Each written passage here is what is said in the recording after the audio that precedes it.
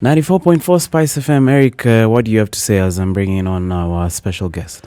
No, I am very keen. I am very, very keen and excited and looking forward to the conversation. Remember, we are having such a fantastic conversation here in the studio. We are talking about dating tips for single parents and how to, manage blended families.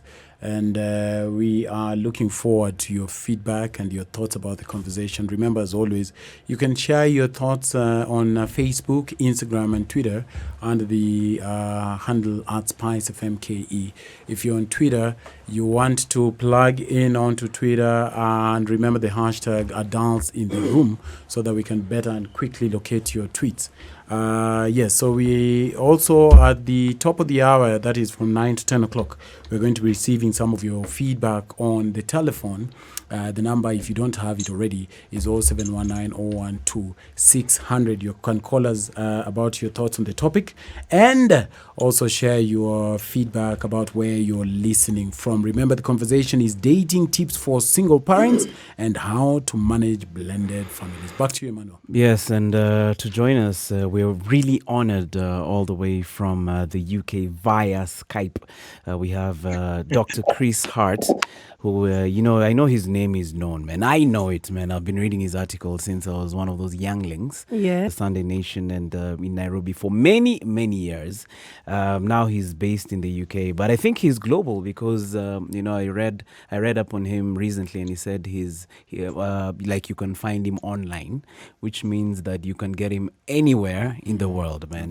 Dr. Chris Hart, one of the known psychologists. Welcome, sir. Can you hear us? I can hear you very well. Am I on your end okay? Yeah, Yes, we can. We can hear you loud and clear. My name is Emmanuel. Great. Good to meet you. I'm the one you can see well. Eric, I'm with Eric, who is on my left.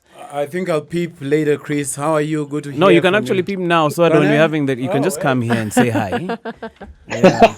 You can come say hi. Barbara, come and say hi. Hi, how you Good to doing? see you. Hi, how are you? Yeah. Hello. So Hi, nice to see you. yes, man. You're gonna see more of me, but you're gonna hear a lot of them. So Okay. Chris has joined us. Dr. Chris has joined us for this conversation. What are we talking about, Barbara? We are talking about tips. Dating tips for single parents and how to manage blended family.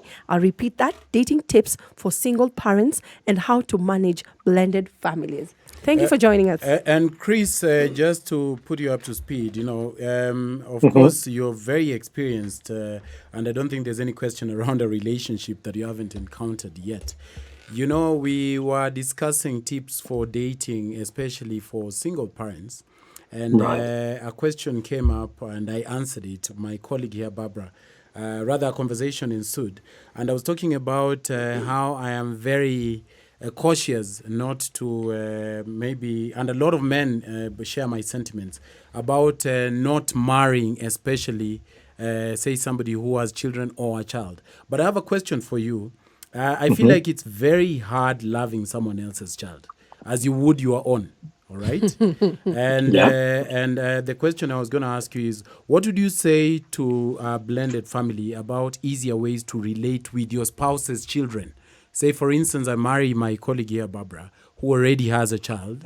Yes. Should I say the daughter does something, naughty? Should I spank Barbara's child, or should I leave it for Barbara to discipline her own biological child? You said love somebody else's child. I think it's actually the other way around. We love our own children. All right. Sorry, did that come back? Yeah, you're back. You're now we back. can hear you. Yes. If you just start that from the top. Okay. Yeah, the problem is we are biologically organized to love our own children, something rotten. You think how awful children can be, yes, and yet we let them get away with it because they're ours. Now, we don't do that for anybody else's. Yes. And that's the cause of the problem. When you marry into a blended family, the other children are ordinary children to you. Yes. Do you see what I mean? Mm-hmm. And so it is hard to relate to those children as if they were your own. Yes. There's no question. Mm-hmm. And so that leads to some quite simple rules about how to run a blended family. And one of them is that you always let the natural parent do the discipline. So whenever a child is misbehaving, if you are the step parent, you just don't see it. You make quite sure you're on the same page with your spouse, and then leave them to deal with the situation. And if you've got a fully blended family, where you've got your own children and your spouse has got their own children, then you apply that rule to all of them. Does that make sense? Yes, it makes Yeah, sense. that makes sense. So that Barbara beats her own children and I beat mine. Really, when you see it like that, it sounds Yes, like it's a war. You put it so nicely. Exactly. Man. Barbara, you're about to ask a question, and if you're listening, you can watch this live on www.spicefm.co.ke or on all the social media platforms, Spice FM KE on Facebook and Spice FM KE on Twitter. We are live. Barbara, go ahead. Dr. Hart, I wanted to ask, in the event that you have decided to get into a blended family or a relationship, how do you manage the other party, the baby mama, the baby daddy, especially if they're involved in the child's life or they're active? And here I am, for example, just as Eric had said, now we are in a relationship and I have a child. And my child's father is active in my daughter's life. How does Eric or any other parent manage that? It is difficult. I mean, we have a tendency to want to be very selfish about our relationships. We want to build a little wall around them and not let anyone else in. And the fact of the matter is, though, that children desperately want to be fully connected to their natural parents, including the one who's not actually there full time. So unless you have a situation where the ex has vanished to Timbuktu or something, you are going to have to deal with them. The child is going to visit. They are going to want to contact. The father, the mother is going to come and visit. You are going to have to deal with it. And the only recommended thing to do is to turn it into a business-like relationship. You're not going to like one another. Because they're your spouse's ex, there is a certain level of hostility, shall we call it that? Yes. You can't avoid that, but you have to sweep it under the carpet as you interact with them. And you have to try and have some civilized conversations about how you're going to manage all the interactions. Like, for example, agreeing the times and places where people meet, where the children meet their distant parent and so on. You can imagine, if you can start a process of making that all go like clockwork, then a lot of the issues will disappear. Yeah? All right, Dr. Chris, there's a conversation we had earlier about the time, like when is the best time for you to reveal to a single, like Barbara, for instance, my colleague has a child. So Yes.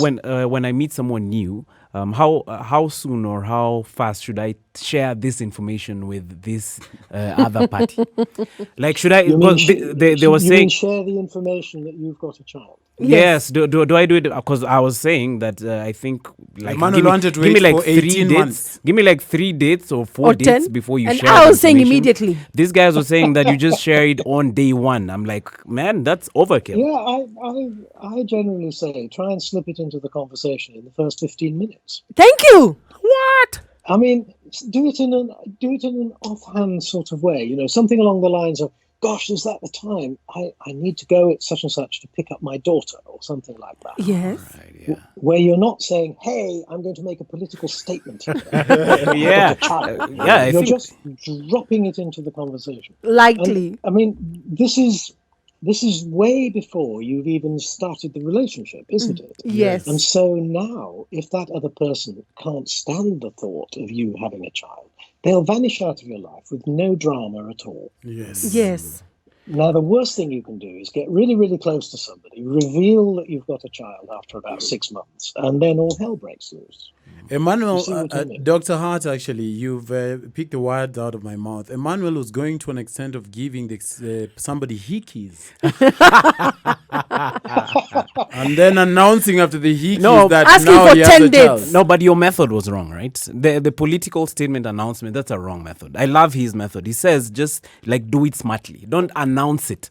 Like, hey, I have a baby. Do you want the baby or not? That's wrong. No, Of but if you we, ask we, me, we weren't saying that, but we were saying at least You have to get it say out it. of the way immediately.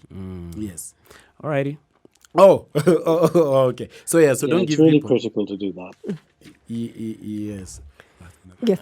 All right. I have another question for you. Another question that, like when we were having this discussion earlier before you came on, should you reveal this new party to your children when this guy has maybe engaged you or committed, something a commitment that they're gonna be with you for the long term? Instead of just revealing it, and then you break up, and then the kids' hearts are also broken. So I was suggesting maybe this person should show a sign that they're with you for the long haul before you introduce them to your kids. Yeah. I mean, the right way to set about it is this. Right at the beginning, you shouldn't make any commitments to one another, you and your potential new spouse. You should just explore each other and get way past the point of, shall we say, discovering all the roadblocks Yes. before you get properly involved. So don't even date. Just meet, just talk, drink coffee together. Do that for weeks if necessary, and only even start dating when you're pretty sure that you know what you're about to do. So that by the time you start to talk about this new friend to your children, you actually know already that this thing's going to work. And now you start the conversation just by saying, hey, I've got a friend I want to meet for coffee. Would you like to join us? And so you take them along and buy them ice cream or something. And you don't make a big thing about who they are. And of course, what you obviously do is you check to see how they get along. Yes. They might hate each other on sight. If your date has got children of their own, you bring them all along and you see again, how do they get on? And you will draw a line under everything if these things don't work out, won't you? Yeah, Yes. true, man. And what So sorry. cross all those bridges before you start saying, hey, this person's going to start staying over and da-di-da-di-da. Yeah. And what if your children reject your new love? Can you just go ahead and tell them, hey, listen, this is my heart, and I'm going to do what my heart You can't wants. do that. Yeah, it depends what the cause of the rejection is. If it's actually all about your ex, then you can probably get past it. If it's perhaps just, the kid wanted to do something else and they can't go playing football, they have to come with you to have a coffee date or something, don't worry about it. But if you sense that there's a real personality clash or something like that, then you're going to have to give it real serious thought. Yes. I agree. You And see is what it I mean? There's a very strong probability, though, that if they've got past all the hurdles in starting the relationship with you, then there won't be issues like that in relationships with your children. Does that make sense? Yes, it does. Dr. Hart, just to add on to what Emmanuel is saying and just ask a follow-up question on that is it okay and is it right? Because we've had that conversation before. For example, if my potential significant other does not click well with my daughter or my children, is it okay just to avoid that relationship and say, hey, I tried, next round? Because I feel, and I stand corrected, me and him are the couple. However, for us to make a family or for this to work, I need my kids synced to this relationship. So if they are not, can I just forget about him? I think it's more complicated than that. Obviously, you will never find a perfect partner. True. There'll be compromises all over the place, and some of those compromises might include your children. Oh. So if your relationship with your partner is very, very good and clearly destined for the long haul, but there is friction with your children, then I would work on that. Mm-hmm. If, on the other hand, you're in a slightly iffy relationship and they don't get along with your children, that would definitely be the last straw. Okay. And I would say goodbye to them. Yeah. So I think it depends on the quality of the overall relationship, obviously including your children. Okay. Do you see what I mean? Yes, I do. Incidentally, it's worth saying that when older couples meet, starting a blended relationship, they often keep their children at arm's length. In other words, the older you are, and by implication, the older your children are, things get more complicated. And these older couples often decide that they're not really going to, shall we say, get into one household. They actually go on having a relationship, but with two houses. Is that making sense? Yes. They actually duck some of those issues. Because, for example, if you are meeting somebody and starting a relationship and they have children who are toddlers, then the children are going to be much more easy to deal with than if, for example, they've got teenagers. Yes. You see what I mean? Yes, I see. You might never get a teenager to accept a new partner, your new partner. In fact, teenagers have a tendency to leave home early if a new partner comes in. Does that make sense? Yes. All right. Dr. Chris, I read a UN report. So according to United Nations statistics, the number of children a couple have is one of the leading reasons why most couples divorce. So it was said that children in around 2 or 3 years, the more likely they are to divorce. Do you think that's true? Yes. Yeah, yes, it is true. Oh. The statistics have been widely published, and you're exactly right. The single biggest predictor of divorce is childlessness. And if a couple have one child, their chances of divorce drop quite significantly. When they have 2 children, they drop further. It goes down a beautiful exponential. By the time they've got 5 children, nobody divorces. You're in for the long haul. You're in for the long haul if you've got 5 kids or more. You once said, I remember, I think in one of the interviews I watched before you left here, that men over the age of 35 are quite complicated. And so that a woman in her 30s needs to get, their chances of getting married becomes quite slim. Do you still hold the same view? It's a little more complicated than what you just said. Single men over the age of about 35 are very complicated. Yes. So a woman I agree. who is, I have one in the studio. 35 years old. Yes. So yes, a man who has never married, who has never been in a long live-in relationship, and who is 35 plus years old, I would put a big black cross against his name if I met that guy, because he's in a very high risk category. On the other hand, a guy who's 40, 45, whatever, and has left a marriage for some reason is a much more likely proposition. Do you see what I mean? Yes. If nothing else, he's been properly trained by some previous woman. Oh, thank you, Hopefully Dr. not. Hart. Someone has trained you. Dr. Hart, I have a follow-up question on what Eric had asked in the essence of children.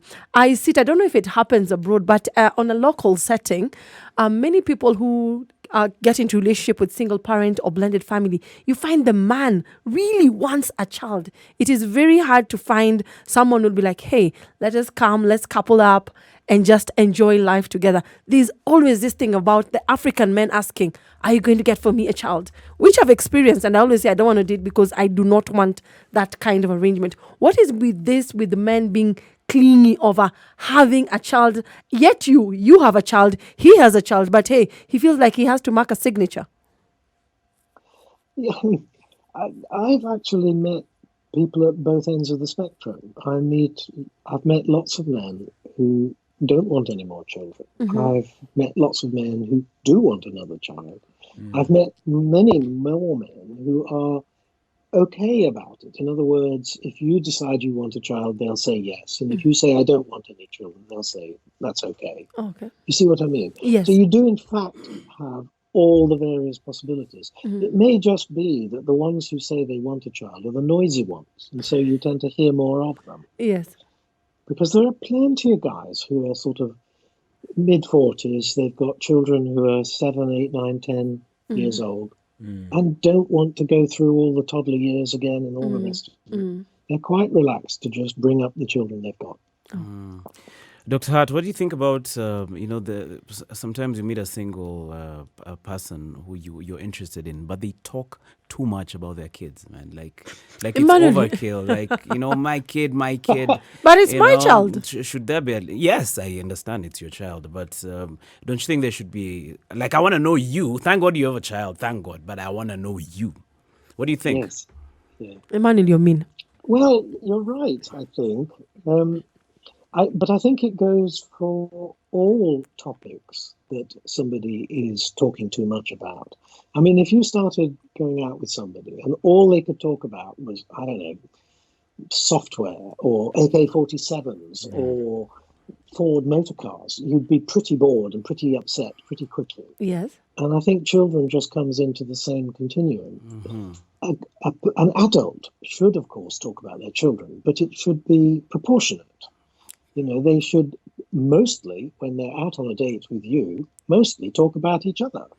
Yeah, and the children get mentioned, and it's fun to talk about them, but it should be proportionate. It shouldn't dominate the conversation. Yeah, if it does, then that suggests that you've got something of an unbalanced person in front of you, and maybe that's another of these crosses in one of the boxes that's going to doom the relationship. Dr. Hart, how does a man or a woman who is a single parent know when is the right time to date? Because from Emmanuel's question, you'd find one of the parent is talking so much about their child.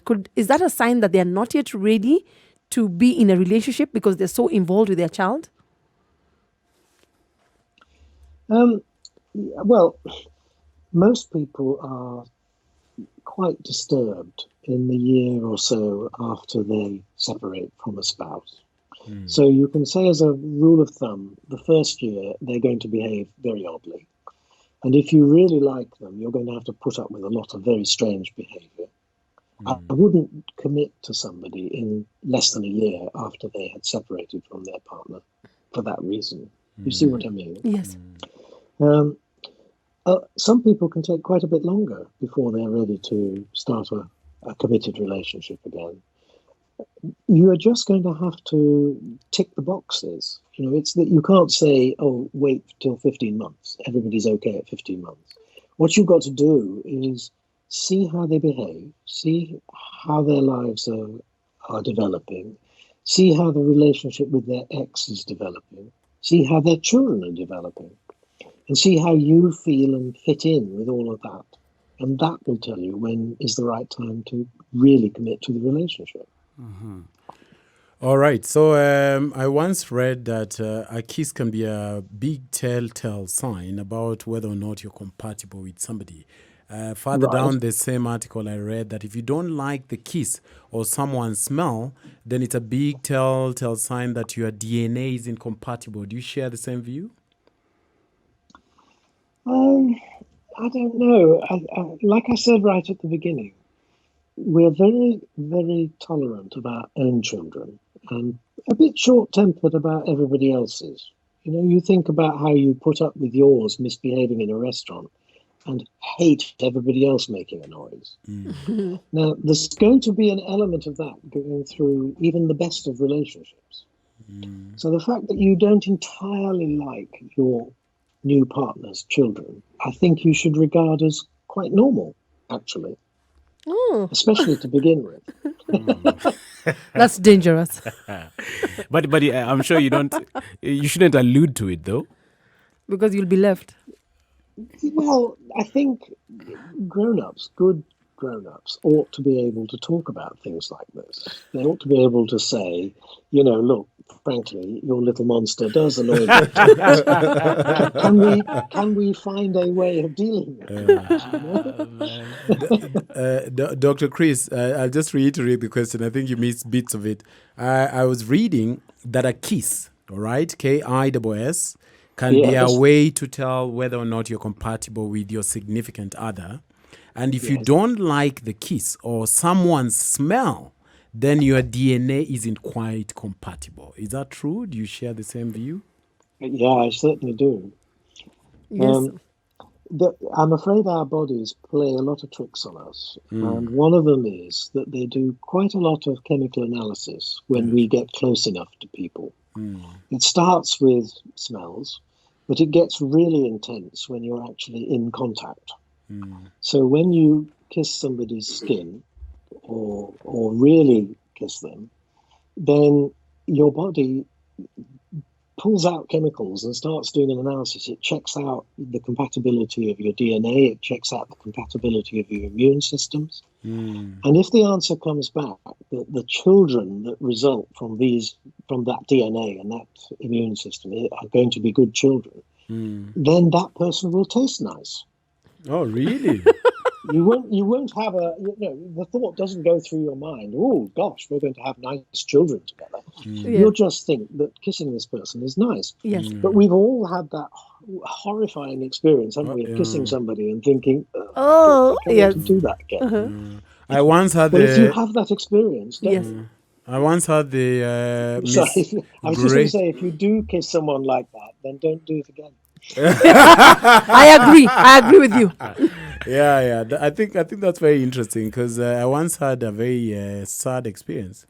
And the kiss was not only horrendous, but I could swear there was a goat in the room. Man, that's funny. Dr. Hart, at what point should you introduce, your kids' bills now to the relationship? Bills. Yeah, like now you're dating this lady who has kids, or this guy, and she starts bringing up the money conversation, because now you've now been accepted. Should it be rejected all the way till the relationship is maybe you only pay for, maybe if you marry, that's when I can commit my money to your kid. Like when can we have now the money conversation in regard to the kids? I think it starts about 3 or 4 months into the relationship. In other words, a long time before you make a final commitment. It starts in very innocent ways. Like the first date or two, he probably pays for everything. But pretty swiftly after that, people start to contribute to all sorts of expenses. Like one picks up the restaurant bill, but the other one pays the taxi and things like that. Now, from that flows some quite natural conversations about let's call it your entertainment budget, the money that you spend on each other and who should be contributing to it. And that can grow slowly into a more and more involved conversation about money. It starts with the fact that you're not going to be a very happy couple if you can't tell each other the truth. So pretty early on, you're going to start exchanging information like how much you earn and how much rent you're paying and how much it costs to send your kids to school and all the other things. And gradually, in amongst all of that conversation, you begin to develop a shared budget, a budget for the whole group. Now, if that's a conversation that's extremely difficult to have, then I don't know that I would want to commit to that person. Yes. It ought to be a conversation which will have lots of sharp edges. People will have different ideas about how to spend their money. But it ought to be possible to create a joint, call it a budget, for want of a better term. Okay. And if you find you can't do that, then I don't think you should marry a person like that. Yes. If you can't do that, You see what I mean? Yeah. Because if you can't talk about money, if you can't decide how you're going to run your budget, then it's telling you that there's something very deeply wrong with you as a couple. So just a question on that. So this particular individual, if it's a man coming into a relationship or a lady, needs to be able to chip in your child or your children's bills or basic living. Is that what we're saying?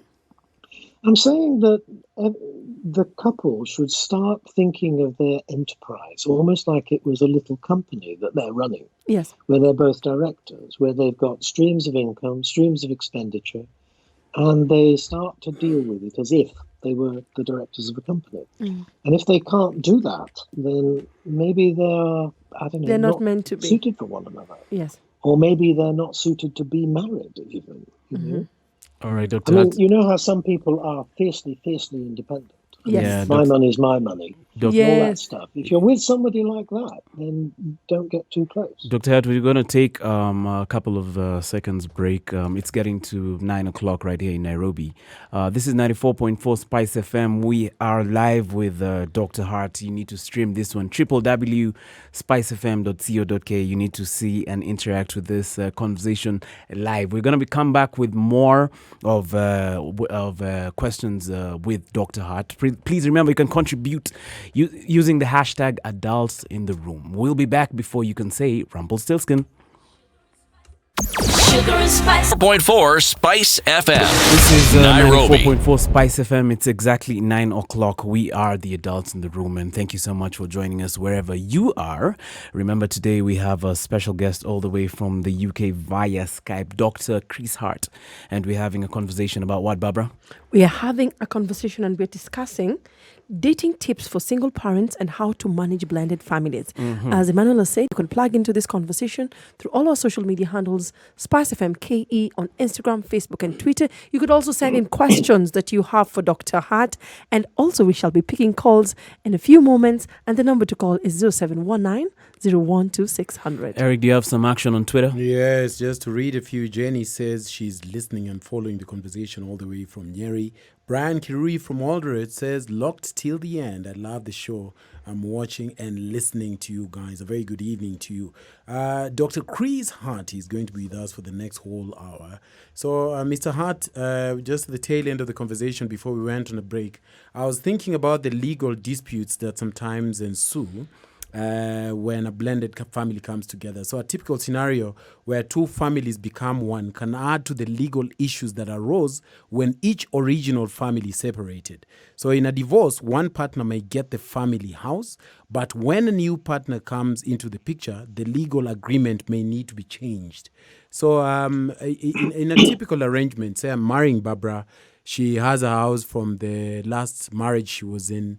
How do you advocate that we go about that? Should we sell the house and maybe buy another house? What happens? Well, I think the most important thing is you must take legal advice. I mean, if you are both divorced, legally divorced, and you've gone through all the financial separation that implies, then there probably won't be any issues. Your property is your property to do as you see fit with. Yes.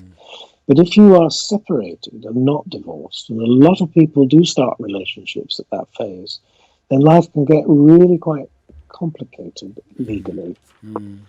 And so if you are thinking about, for example, purchasing a house, or thinking about investing, or thinking about starting a business, or doing anything that might add to your marital estate, might have implications on your divorces, then you need to take legal advice straight away. It's perfectly possible to keep the new relationship separate from the old, but the lawyers have to put it in the right form of words straight away. So you shouldn't just do things casually. You should actually pay for some legal advice. It will save you a lot of money in the long run. Yeah. I once read an article, sorry, Emmanuel, to cut it short, an article you wrote many years back. And I'm trying to piece what you wrote down. But you said somewhere that the love chemical, waters out or runs out after around 2 years. Love fades. So why is it that, the life shelf of most relationships seem to last just a little, up to 2 years, and then everything goes belly up? What it is that there are three distinct sets of chemicals going on in the brain, three discrete pathways, if you like, in the brain. The first one is just, call it lust, if you like. It's the thing that makes you attracted to somebody. It tries to get you into bed as fast as possible. The second is the thing called limerence, which is the thing that... Are we back? Yes, we're back. Yes, we're back. Okay. Limerence is the thing that makes everybody infatuated. And that's the thing that lasts about 18 months. And its purpose is to enable you to take the risks involved in committing yourself to a relationship. But if you remember what limerence is like, what infatuation is like, it's a roller coaster. 1 minute you're ecstatically happy, 2 minutes later you're anxious and worrying about everything. It's no basis for rearing children. And so it's replaced after about 3 to 4 years with the oxytocin pathways that are all about attachment and long-term bonding. Now, it's the gap between those two that causes the trouble. Because generally speaking, it's called phenylethylamine that moderates the limerence pathways. That tends to diminish around about 18 months to 2 years. And the oxytocin quite often doesn't build up for 3 or 4. And so most people have a flat spot between the two. Yikes. If you can just stick in there, if you can just hang in, Life will change. then things You come just right shocked in the end. Emmanuel. That's a long time. Yeah, that's a long time. So what would you say guarantees longevity? Just hanging in there? Maybe. I think it's just recognizing what's going on, and trying to help the attachment process move more quickly. So, for example, if you are a fragile couple who don't trust one another too much, then the oxytocin pathways are delayed, and so maybe you won't make it. On the other hand, if you are very open and very honest with one another and very affectionate, and you spend a lot of time together, and especially if you're great cuddlers, people who touch each other a lot and things like that, then the oxytocin pathway. Yeah. All right. Can you hear us? All right. I think we're going to give him a moment to come back. We're live with Dr. Chris Hart all the way from the UK via Skype. Doctor, can you hear us now? He's back. Yeah, I can. Yeah. All right. We lost you at oxytocin. So if you could just take that again. Well, I was just saying that those 3 pathways are not quite synchronized. The lust chemicals only last a week. The limerence chemicals last about 2 years maybe, and oxytocin can take as long as 4 years to strike up. And oxytocin is the one that drives long-term attachment, long-term parenting. So it's all around stability and attachment.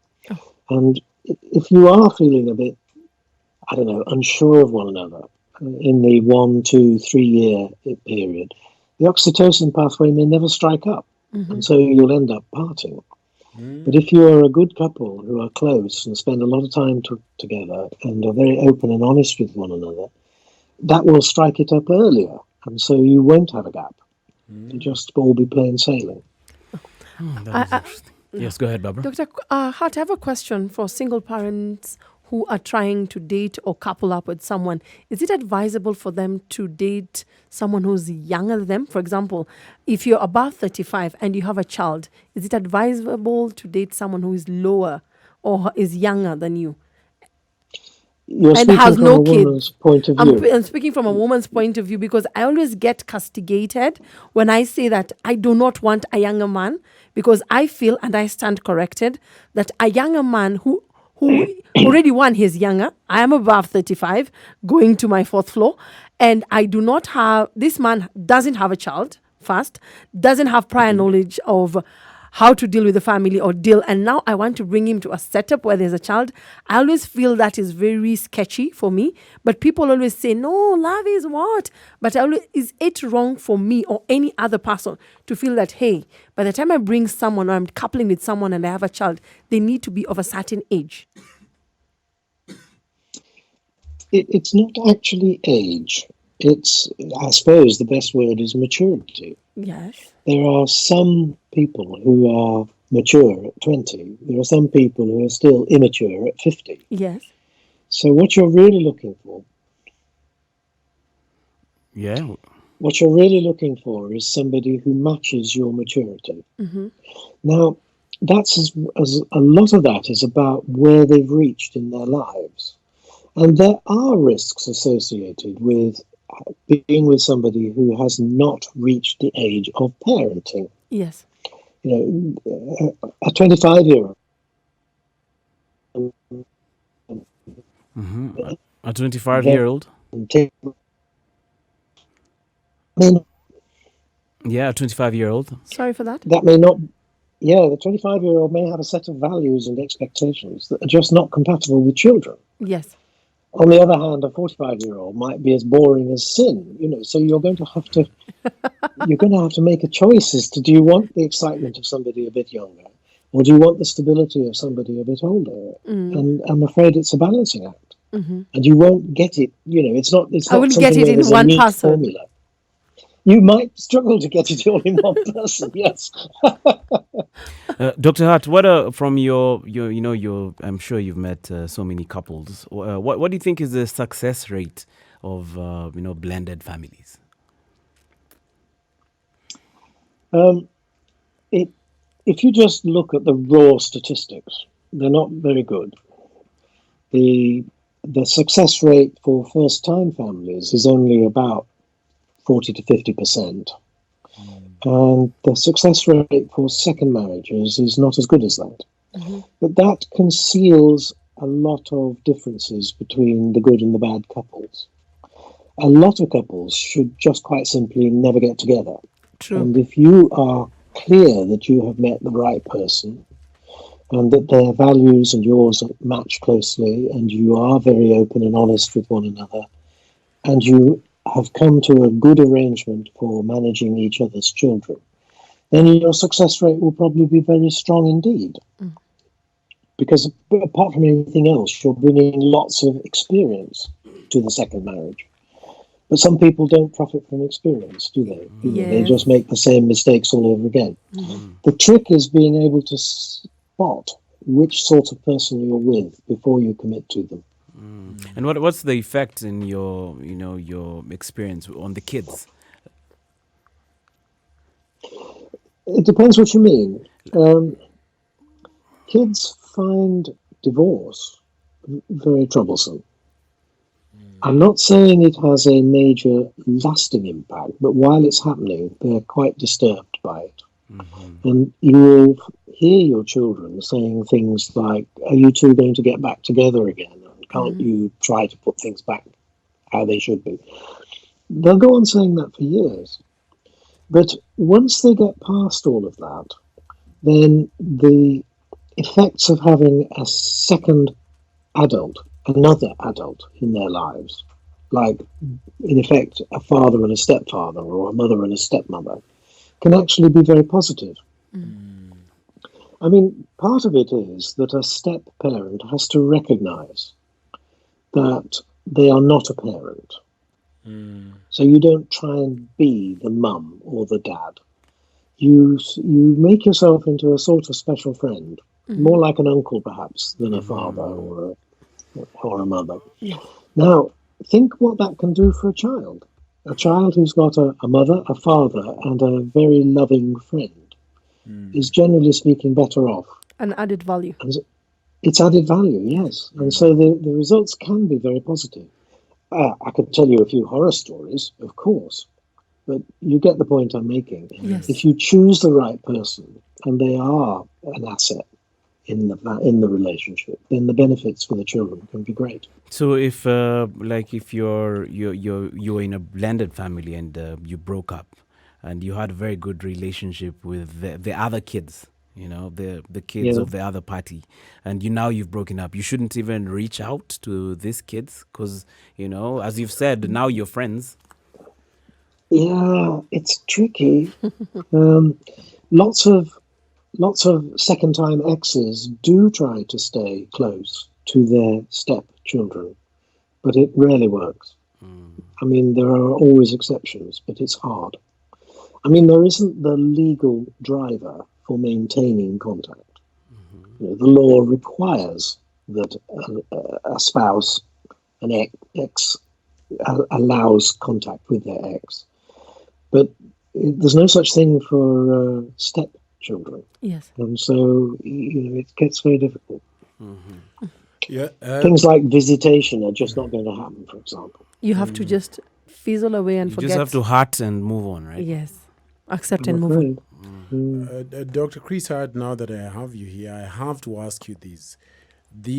As a single man, all right, what would you say are some of the best and the worst places between, say, a workplace or meeting a significant other in the bar?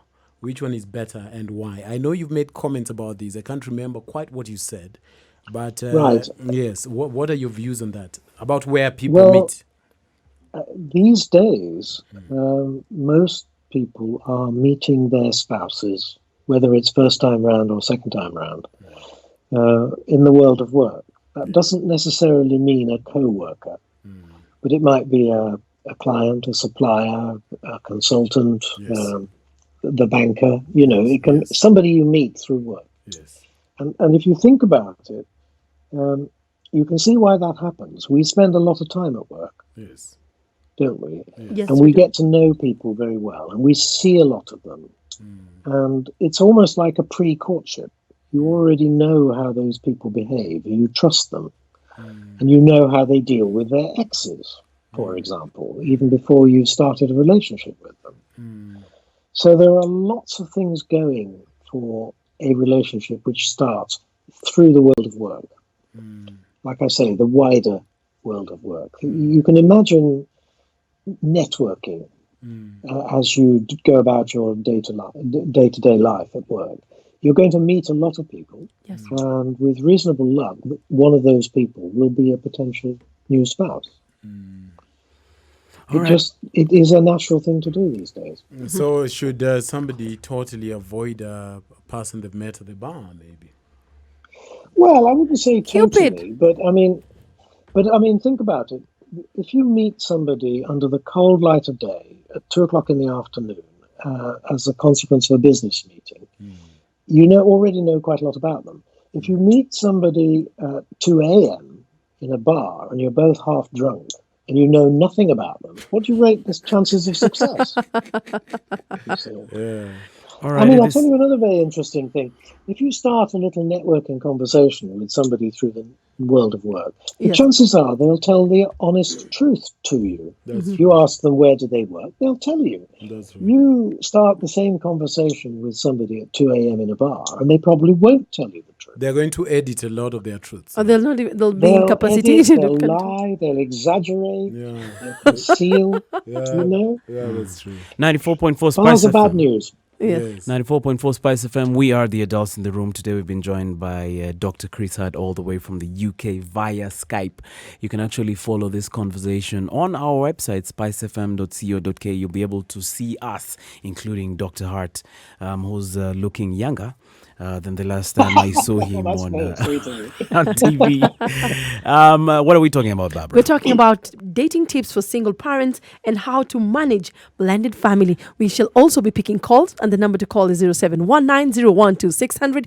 If you have any burning question you'd like to ask Dr. Hart, here is your chance. Dr. Hart, as we're waiting for the phone calls, because, we are live, I've already put up your, telephone microphones so that I can hear you clearly. Remember, you have to switch off your radio so that we can hear you clearly from wherever you're calling in from. So as we're waiting for the phone calls, Daktari, do you think it is wise, especially in a blended family, to just keep especially the assets separate? Like you come together with different assets, so you decide you're gonna make this blended family. So I'm gonna keep my assets with me and my children, and the other party is gonna keep their assets with in the name of herself and her children. Yes. So in the event that maybe one of you dies, like there are no those problems of, hey, now I'm dead, we're a blended family.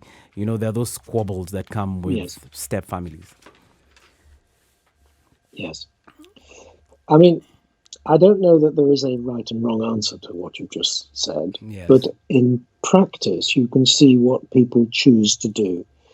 Young second families, young blended families, have a tendency to put everything into one pot. Yes. And that's probably because their circumstances are probably still quite simple. If there's only one house and if there's only one investment pot or something like that.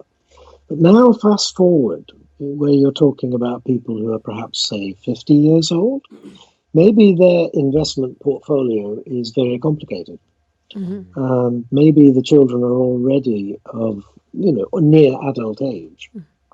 Now, couples like that often maintain a very complete separation. Like they never jointly invest. They just continue to invest separately. They keep everything separate. Now, like I say, I don't think there is a right and wrong between those two extremes, but you can easily see how couples make those choices depending on their circumstances. Understandable. Yeah, because Dr. Hart, I come from a blended family. My dad was a polygamous man. Right. But he since passed on. And one of the problems right now is that, with the law of succession in Kenya, now for us to inherit the things that he wanted us to inherit, we all, as a blended family, have to go to court and tell the court that, yes, we've agreed to, this guy getting this piece of land, this person getting this car. So the problem is now, if one of us says they're not interested, it one of us, collapses. it all collapses. So for me, I think it's safer if you just have, each family just has their own stuff. That's my opinion. I want to agree with Dr. Hart on the part of young families. When you have a young family, then it's different. But when you're older, yes, I can get where you're coming from. But since you are coming you're coming together, and I feel you should just make that chance of making it work and putting your resources in one kitty and actually treating all the kids as equal and not making other children feel better or lesser than the others. Yeah, Dr. Hart, you wanted to respond to that? It hanged.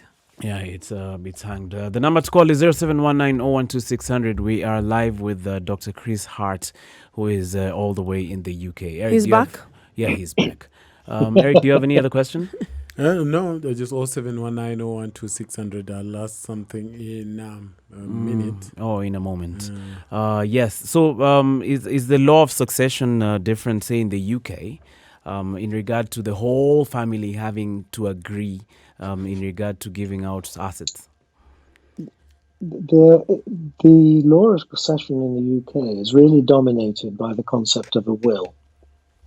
So whatever you write in a will is going to happen. And the courts will, even if you left all your money to a cat's home, they'll insist that it goes to the cat's home. So it's relatively straightforward. Nobody can object to a properly written will, even if they're very greatly disadvantaged by it.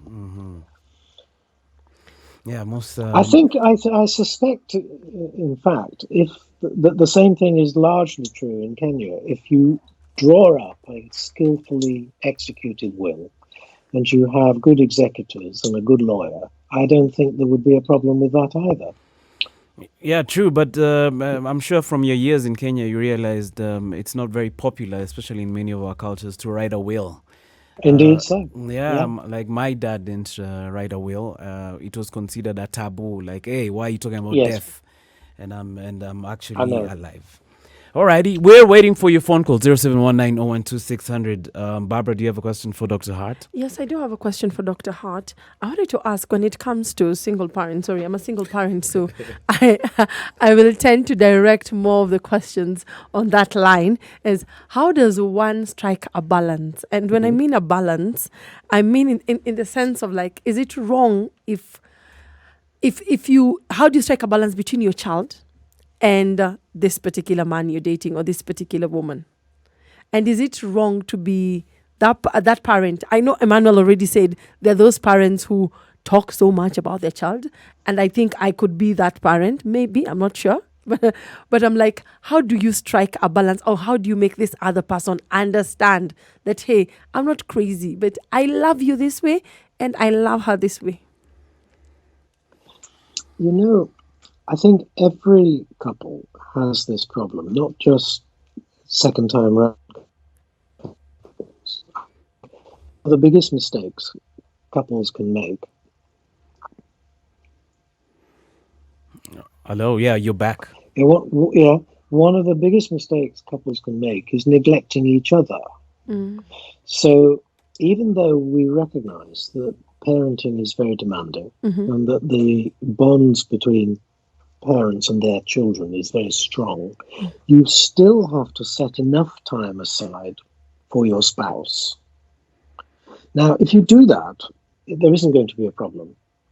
And by the way, when I say enough time, I'm not talking about half the day or something like that. I'm talking about, say, an hour in the evening when the children have gone to bed, where you can be adults and, not have to worry about children all the time. Yes.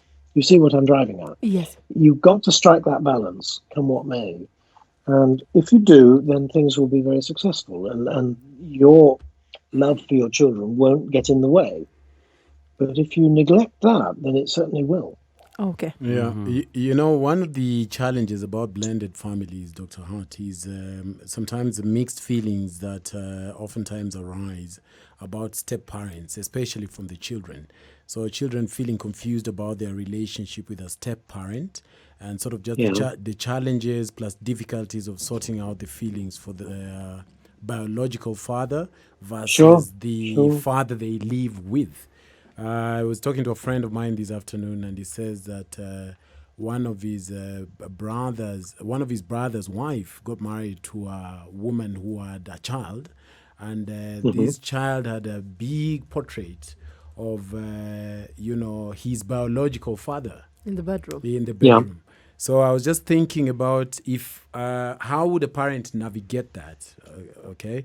And in this case, this biological father is diseased, but you see he's very present in this child's life. So how do you balance that with the children? Yes. I mean, I don't think there's ever any doubt that children feel very attached to their true biological parents, even if, for example, they've never met them. I mean, there's a classic story, isn't there? The one about Steve Jobs, who had a daughter who he refused to acknowledge until she was about 18 years old. Yeah. But she pursued him. She was determined to have a relationship with him, and she succeeded in the end. And he eventually admitted that he regretted what he'd done. He enjoyed the relationship once it started. I don't think you can avoid children wanting to be very close to their true biological parents. I mean, sometimes that's not possible, with a parent who refuses to have a relationship with a child. But in general, if you are a step parent, you are going to have to, how should we say, tolerate? No, I'd like a stronger word than that. You're going to have to encourage the relationship between your stepchild and their biological distant parent, because it's an important part of their lives. There's the other... And the child will like you more for facilitating lots of contact with their parent. Do you see what I mean? Yes. Absolutely. Yeah, you're asking another question. Yes. There's the other issue of sort of like identity confusion.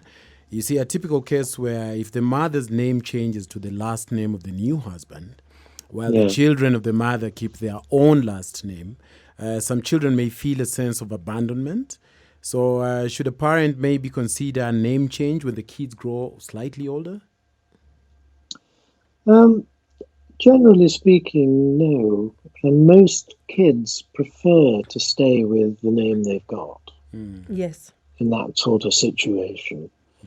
I mean, if a child starts to raise an issue like that, I mean, it can happen in a case, for example, where the child was very young when they met their stepfather, and the real father is very distant, takes no interest in the child.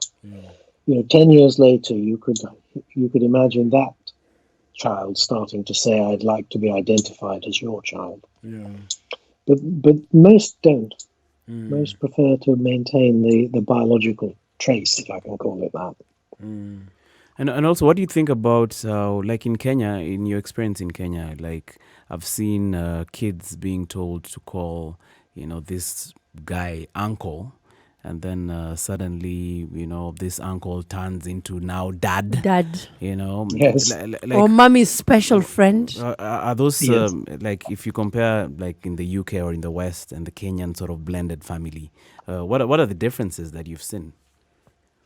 There aren't really many differences, I have to say.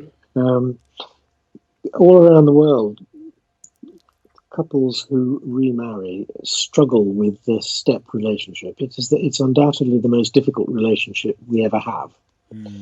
And you will find just about every conceivable solution being tried by those couples. And like I say, there aren't really any right and wrong answers in these things. And I can only say what seems to work or what is common, what a lot of couples do. And for example, a lot of successful couples don't encourage their children to call a step parent mum or dad. The child might choose to, but if you listen carefully, you'll notice that the true children call their father dad, and the stepchild doesn't actually use a name at all. They don't actually call them by their given name, and they don't call them dad. They just duck the issue. Some couples actually encourage the use of Christian names, first name. Yeah. But quite a few children find that uncomfortable. Calling A stranger. a parent type person by their given name is a slightly odd thing to do, especially in public. Yeah. Yes, it feels disrespectful. It feels odd. You introduce them to, say, your other children friends, school friends, that sort of thing, and you introduce them as Fred or something, and they all think, "What the heck's going on here? Who's Fred?" Dr. Chris, would you say that children have a difficult time sharing parents in a blended setting? Now, what do you mean by sharing it? Yeah, say I marry a woman who has children and I bring my own Yes. children. How does that play out for her children and mine in regards to... Yeah. Well- like Dr. Chris, the first time I met my stepbrother, we were playing, and then my dad he dropped him at home, and then he went, I think, to the shop. Then as he was driving back, I ran towards his car. I'm like, "Dad!" And then this guy also Your says, brother. "Oh, yes, Dad." So we started fighting. We just started fighting there on the spot. Like, "That's my dad. What do you mean, Dad? Who are you?" So I think that's in regard to what Eric is asking. Yes. So, is it always difficult for them to share? Well, it is, but I mean, the situation you've just described, in both cases, the man was dad, wasn't he? Yes. But the more common situation is the one where in one case it's dad and in the other one it isn't. Now, the way most parents deal with these things is that the true parent makes a point of spending lots of time with their children, and the same is happening on the other side. And they have a slightly more distant relationship with the stepchildren. So, for example, your own child, you'd probably throw your arms around them and give them a great big hug if they were feeling emotional or something. You probably wouldn't do that to the stepchild. Yes. Why? I think some people would. Or am I wrong to think that? Because there's something I liked when you said on the first hour, when you said for some children, having a second parent or bringing a second parent into the equation changes a lot. And it's good for them. I think Dr. Chris, he'll be back in a second. We're here with Dr. Chris live all the way from the UK. Charles, I see you, 0719012600. I'm going to be picking up your phone calls back to back all the way till 10 o'clock. Remember, what are we talking about, Barbara? We are talking about dating tips for single parents and how to manage blended family. And now Dr. Hart is back, so you can call. The number to call is 0719 012 So, Doctor, you were answering that question before you went off. All right, let's pick up this phone call as we get to hear Dr. Chris. Hello, Spice FM. Hello. Hello, Spicy. Yes, sir. Yes, madam. Sorry. Sorry. Hello. Sorry about that. Hi, ma'am. This is Eunice from. I'm fine. I'm Eunice from Nairobi. Yes. I'm listening to a show. Yes. I'm learning a lot. Mm-hmm. I've learned a lot. Do you have Say any? hi to Do you have any question for Daktari? Barbara and Eric. Hi. Tumesalimika sana. How have you been, and do you have any questions? Yes, I have a question. Yes. Go Yes, ahead. We just can go hear ahead. Yes, I have a question. I wanted to ask this way. Yes. Okay, if you want to get married, the question that Barbara asked, that he's going to fourth floor and he wants to marry a guy who is younger than you. You know, these young guys, even if they accept you with your kid, they will change. So, what am I supposed to do? Yeah, are you speaking from experience? Huh? Are you speaking from experience or just suspicion? No. Do you want to repeat the question? No, I have a friend who went through site. My sister, could you please repeat the question from the top? I'm saying this. Yes. I'm saying this. Yes. You have a kid, eh? Yes. And the guy that you are dating is younger than you. Oh yes. At first place, you are he is interested in you. Kidogo anaanza kuchange. So what will you do na mnaanza kuishi kwa nyumba moja? So he's living with you and the kid. Our question is, the guy changes. In the beginning, he acts like things are okay. Then he changes. So he's asking, what should she do? All right. Dr. Hart, have you heard that question? No, I'm sorry, I didn't hear the question. Yeah, so she is a lady calling from Nandi, and she was saying that in the beginning, especially when dating younger guys and you have a child, they feign interest, and then farther down the road, they change. So she's asking, supposing she's caught up like her friend in such a situation, what should she do? Right. I mean, the big problem is that, of course, a lot of particularly younger men, are a bit opportunistic, and they will make all sorts of windy promises about the children of a single mother, for example, and then they don't carry through. Yes. And the trick, I hate to say this, is to spot a person like that before you commit to them. So he says you spot the person before you commit. Commit, yes.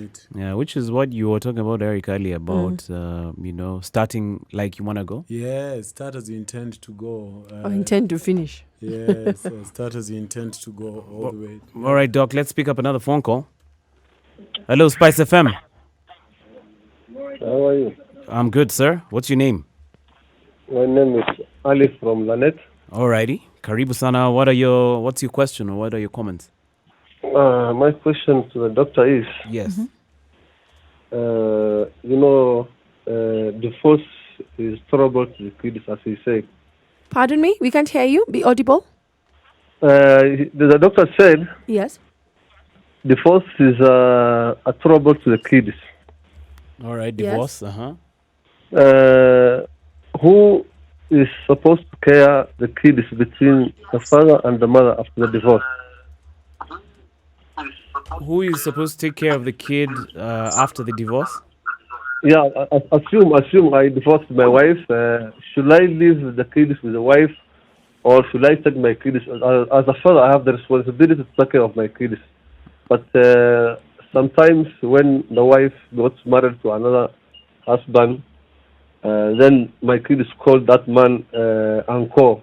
I feel terrible. How should that be handled?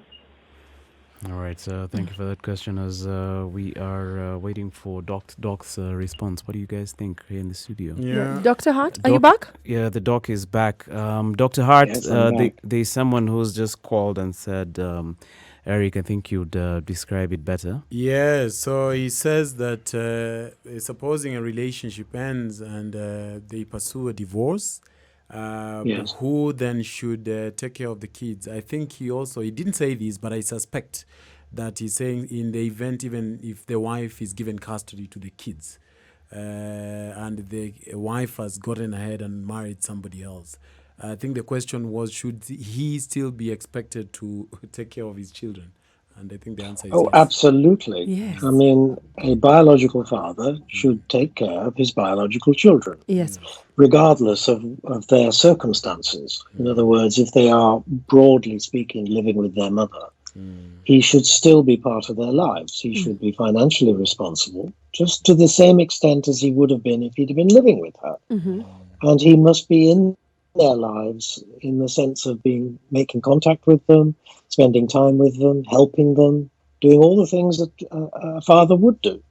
Absolutely. I was just short of saying that the relationship has only ended between him and her, And not your him children. and the children. Yes. Absolutely. Absolutely. Yeah. Dr. Hart, we have a lot of cases of suicide right now in Kenya, if you've been following. Right. We have many, especially men, and I'm just going to take advantage of your presence here to ask you this question. Many men are finding themselves, you have a family, and you have so many things affecting you, but you have all that within yourself, and it's leading to many cases of suicide in Kenya. So what would be your advice to especially married men in regard to getting out of this rut that is driving men to committing suicide? I think the most basic suggestion would be that if anyone, male or female, starts having suicidal thoughts, they should see a professional about them as soon as possible. Don't dismiss them. Don't just think, I can't do this because it's not manly or whatever to consult a psychologist. Just go, because it's surprising how quickly a well-trained psychologist can identify the root cause of these and get rid of them for you.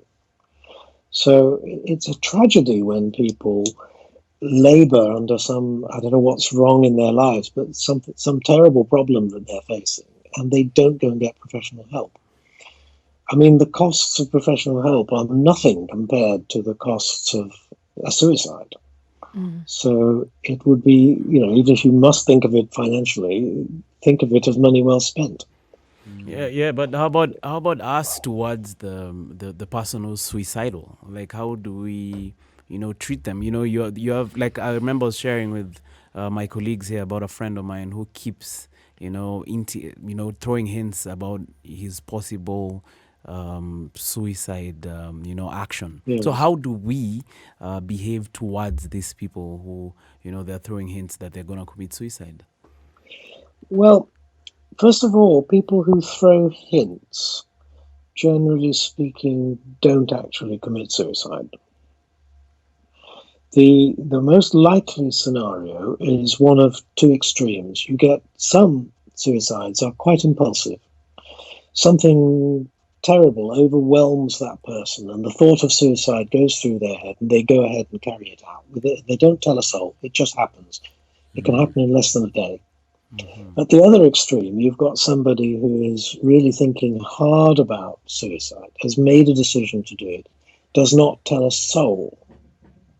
But then their behavior starts to reveal what they're doing. You start to notice certain characteristic behaviors if you are skilled in this sort of thing. But the average person wouldn't notice them. The exception is the person who's talking about it. The person who's talking about it rarely does it. Do you see what I mean? So if somebody is threatening suicide or talking about suicide, the best thing to do is to say, listen, you and I go for a beer, and let's you tell me all about what's going on in your life. They probably won't be at risk of suicide, but they probably have got some serious troubles. And if you just do little more than drink a few beers with them, you will make a big difference to their lives. Alrighty, that's a gem. It's just a free gem from Dr. Hart. Remember, we were with him till 10 o'clock, and we're picking up your phone calls if you have questions and queries. 0719 or 12600. Dr. Hart, I have a question. I'll take you back to the topic. What happens when a parent, like a step parent, who's involved in this child's life, decides to woo this child or their stepchild with love by buying them toys or looking for affection in different angles, like trying to be extra nice?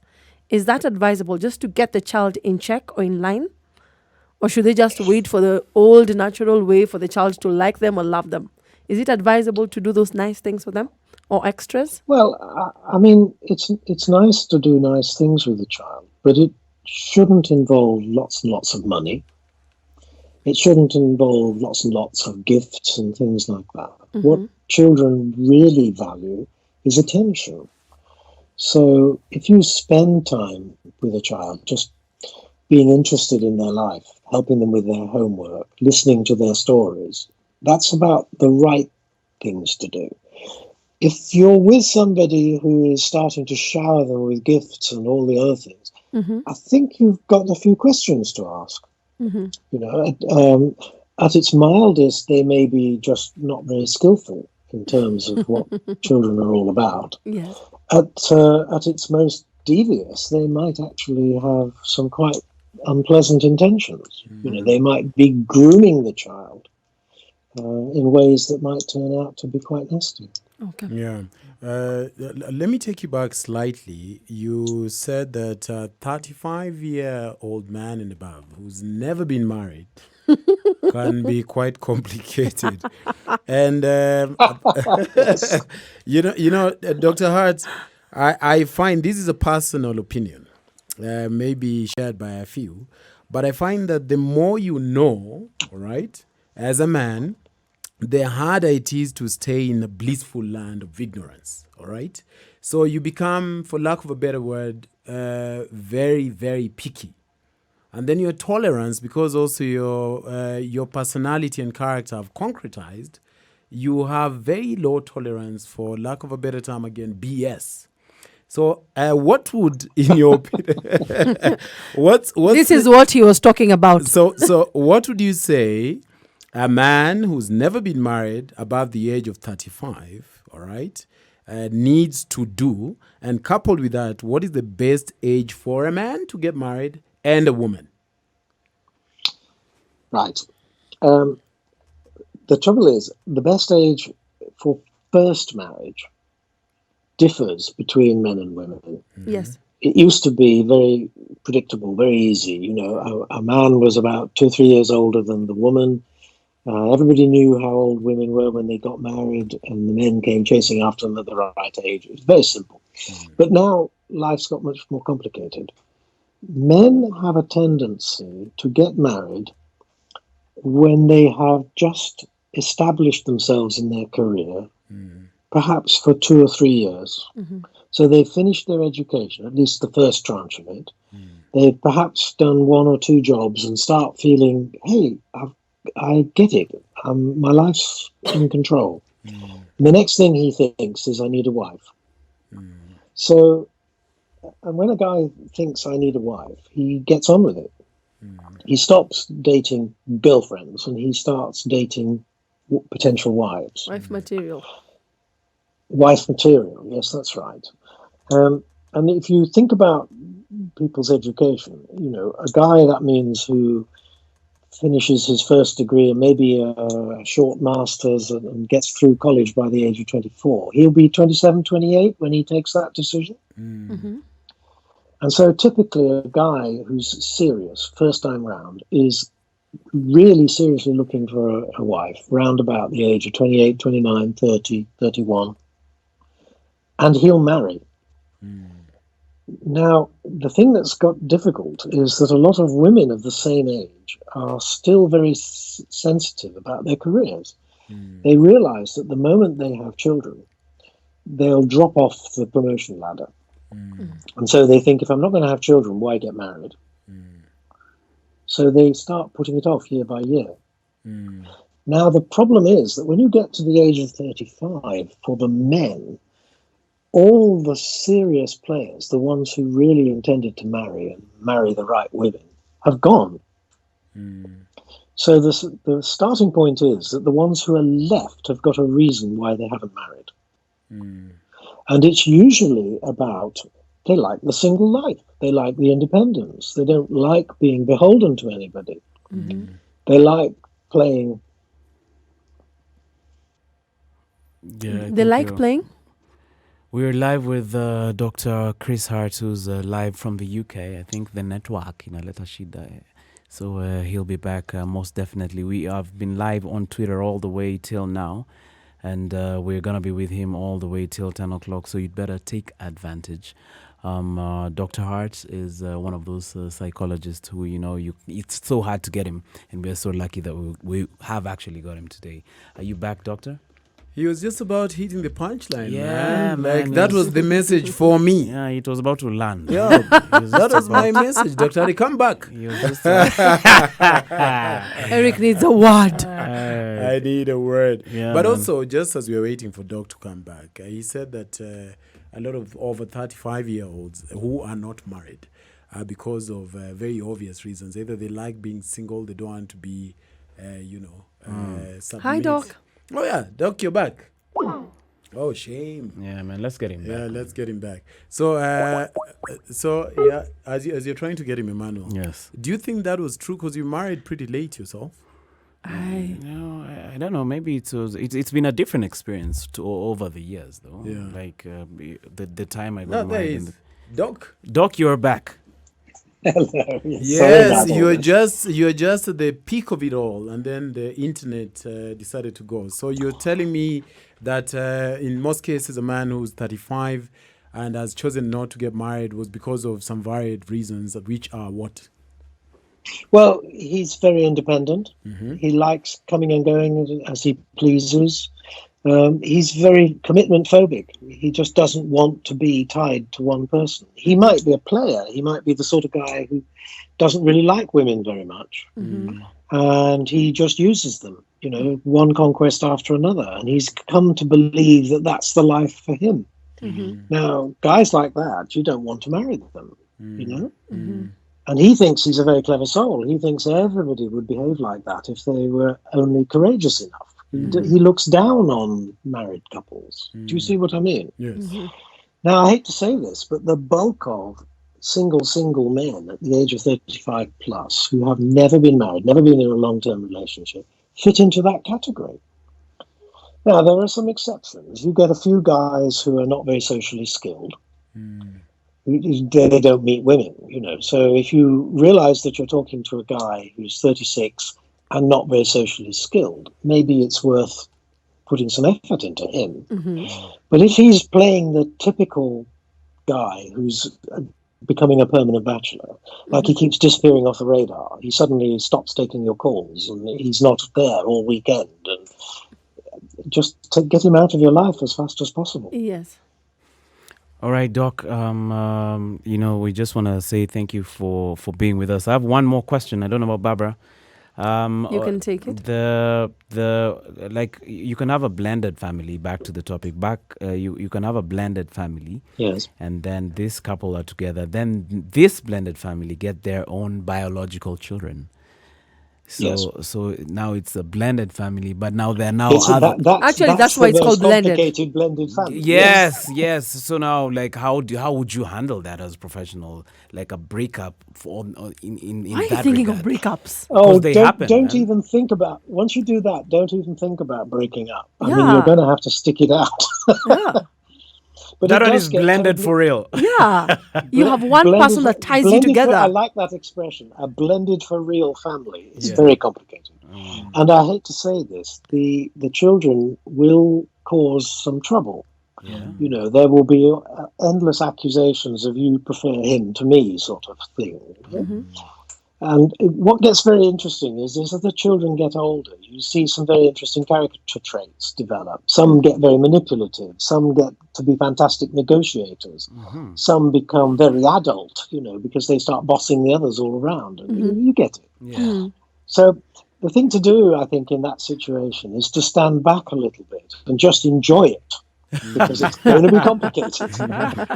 Stand back and enjoy the ride. Let them have their own field day. Barbara, you have one more question for Dr. Hart. No, I didn't have a question. Alright, You already you have asked it. No, totally. So, just, are you looking to come back, or did you completely relocate to the UK? I've pretty much relocated. I'm afraid what drove me out in the end was Nyayo House. It just got too expensive, endless bribes just to keep your work permit going. Oh. And so eventually I decided to do the thing in reverse, and so the whole family relocated up to the UK. Oh. I'm still very active, though. I'm still writing. I'm still counselling people over the internet. There are people who actually come up to England to see me from Kenya. Oh. So, and I will come back and I will visit, but I don't think I'll come back permanently. Okay. Sadly. Terrible to I would hear have loved that. to. How is that? I actually applied for citizenship and ran into a storm of issues. You just can't do it. I'm so sorry to hear that. How is Tolo and the family? The family's fine. The family is thoroughly enjoying themselves up here. I mean, we were very lucky. We got the kids into good schools and everything's gone very well. We even brought the cat. Yeah, Emmanuel is a cat person. Oh, man. Dr. Chris, thank you so much for your time. Your deductions have It's a been great pleasure. totally invaluable. We thank you so much for taking some time off. And thank you very much for It's a great pleasure. And for It was a pleasure meeting you. For the people who want to reach out, man, they just check you out, doctor, on your website, like for details. Yeah. Yes. Do. I mean, my website. There's a website called couplescoaching.online. I've got a Facebook page, obviously. There's a Twitter feed, all the usual things. They can find me very easily. Google will find me. Are you on Instagram, sir? Yes, I'm on Instagram.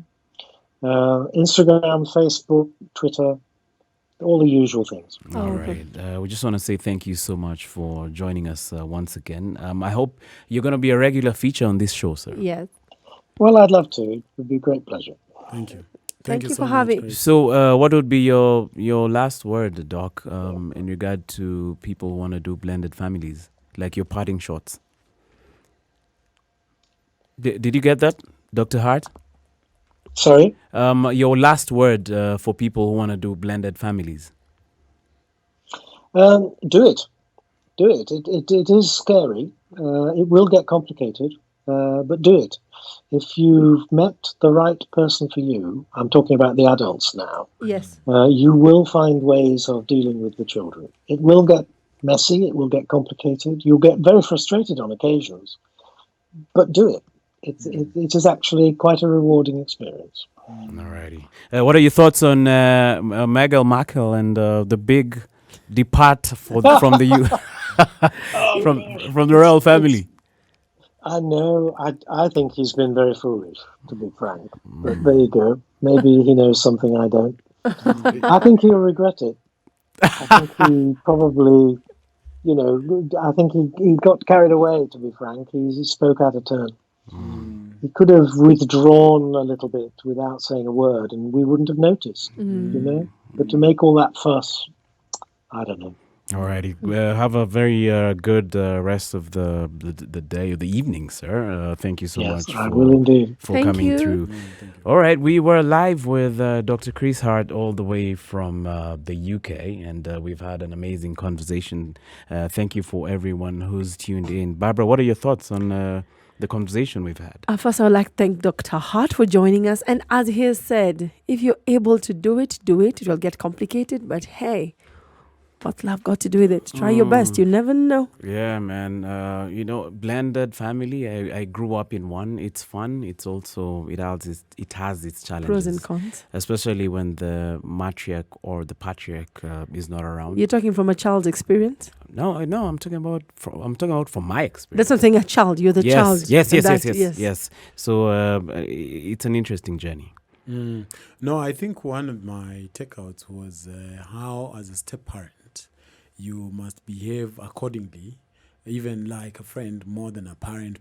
Yes. I think that's very important. Yes. I had never thought about it like that. So when you were thinking about ratting and beating someone's child? No, not really. That's why I keep telling you I would opt out of marrying someone with a child, because there are too many restrictions. Yes. Because you see, if it's my child we've gotten together, I'll just take her slippers and whoop them. But if you found me holding Howie and I'll spanking be them, like, hello. yes, so it becomes troublesome. But I think the idea to maybe befriend your significant other's children more than trying to parent them was one of my takeouts today. True.